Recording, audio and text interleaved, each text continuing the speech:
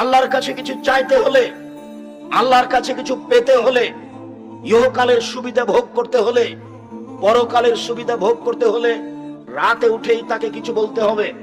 জাবের রাদিয়াল্লাহু তাআলা আনহু বলেন, রাসূল সাল্লাল্লাহু আলাইহি সাল্লাম বলেছেন, ইন্না ফিল লাইলি লাসা, নিশ্চয় রাতে একটা সময় রয়েছে, লা ইউআফিকুহা রাজুলুন মুসলিম, যে কোনো মুসলিম পুরুষ, যে কোনো মুসলিম নারী সেই সময়টাতে উঠে ফায়াসআলুল্লাহ খায়রান মিন আমরিদ দুনিয়া ওয়াল আখিরাহ, ইহকাল বা পরকালের কল্যাণ চাই, ইহকালের পরকালের কল্যাণ চাই, ইল্লা আতাহু ইয়াহু, তাহলে আল্লাহ তাকে দিবেনি, দিবে।